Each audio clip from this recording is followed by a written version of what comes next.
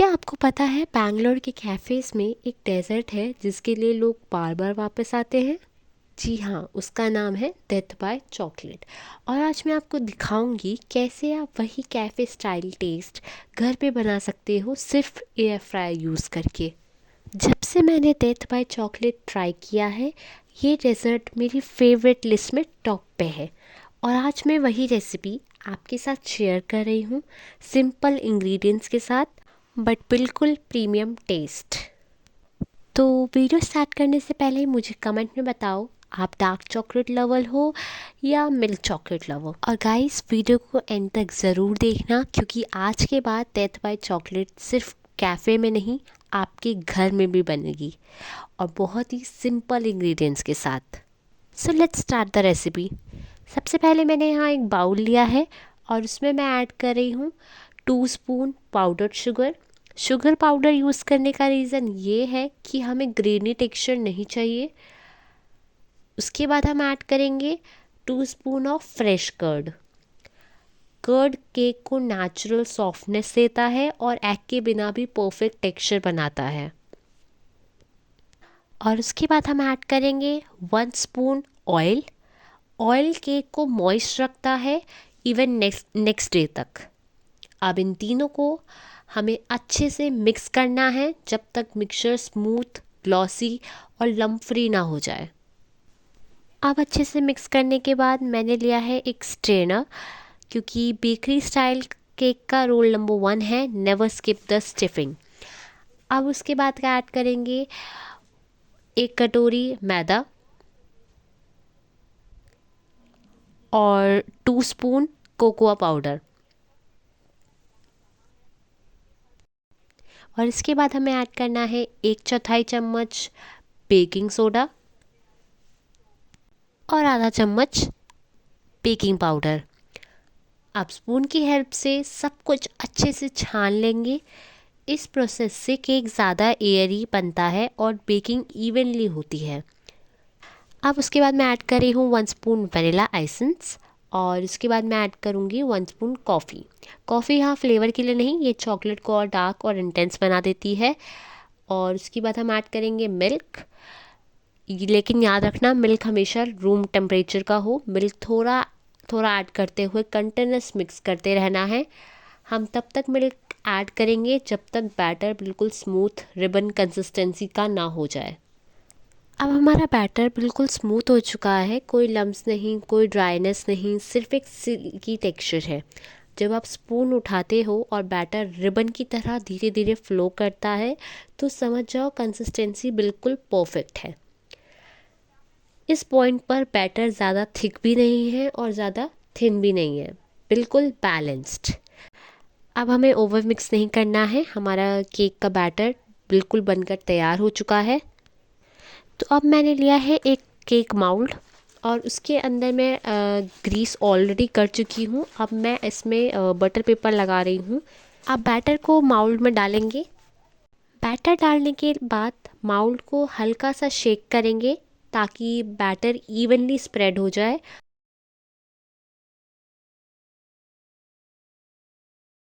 अब हम cake mould को प्री हीटेड एयर फ्रायर में रख देंगे। एयर फ्रायर को पहले 5 मिनट के लिए 160 डिग्री सेल्सियस पर प्री हीट करना बहुत ज़रूरी है, क्योंकि प्रॉपर हीट से केक इवनली बेक होता है। प्री हीटिंग के बाद केक को 160 डिग्री सेल्सियस पर 18 से 22 मिनट तक बेक करेंगे। 18 मिनट के बाद एक टूथपिक या नाइफ से चेक करें। अगर टूथपिक क्लीन निकल आए तो समझ जाओ केक परफेक्टली बेक हो चुका है। अगर बीच से थोड़ा वेट लगे तो 2 से 3 मिनट और बेक कर सकते हैं, लेकिन टेम्परेचर सेम रहेगा। अगर आपके पास एयर फ्राई या ओवन कुछ भी ना हो तो आप कढ़ाई में भी इसे बेक कर सकते हैं।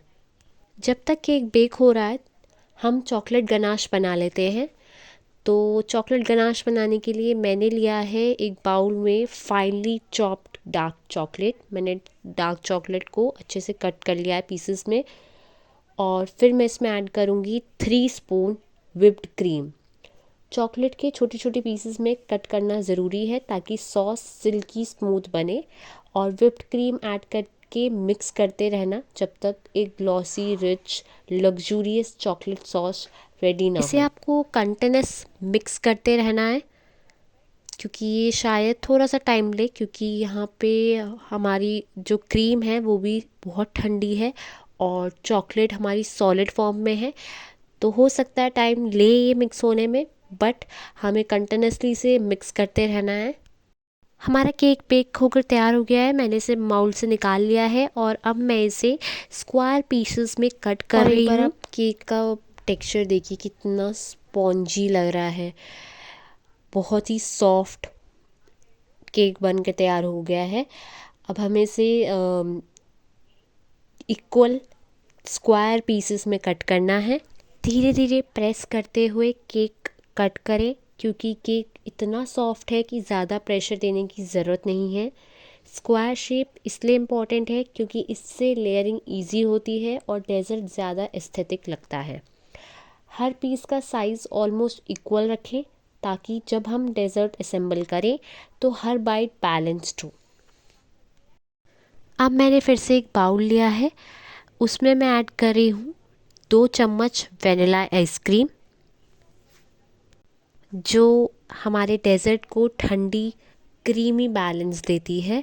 उसके बाद मैं ऐड कर रही हूँ केक की सॉफ्ट स्क्वायर पीसेस, जो इस डेजर्ट का मेन बेस होते हैं।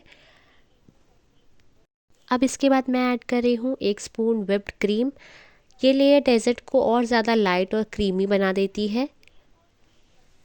अब फाइनली ऊपर से हम पॉर करते हैं हमारा prepared dark chocolate ganache. Ganache धीरे धीरे केक और आइसक्रीम के ऊपर फ्लो होता है और इसी मोमेंट पे डेजर्ट बिल्कुल इरिसिस्टिबल लगने लगता है। अब आता है सबसे इम्पॉर्टेंट स्टेप, फिनिशिंग का। फिनिशिंग के लिए हम ऐड कर रहे हैं इसमें रोस्टेड पीनट्स। पीनट्स को हमने पहले ही रोस्ट किया था, फिर उनका छिलका हटा के छोटे छोटे पीसेस में क्रश किया था। ये पीनट्स जब चॉकलेट के साथ मिक्स होते हैं तो एक परफेक्ट टेक्सचर क्रिएट होता है। हर बाइट में कभी सॉफ्ट केक, कभी क्रीमी आइसक्रीम, कभी सिल्की चॉकलेट और कभी क्रंची पीनट्स, और इसी कॉम्बिनेशन की वजह से इसका नाम है डेथ बाय चॉकलेट। कभी कभी ना हमें किसी स्पेशल ओकेजन का वेट नहीं करना चाहिए, खुद को ही ट्रीट देना चाहिए।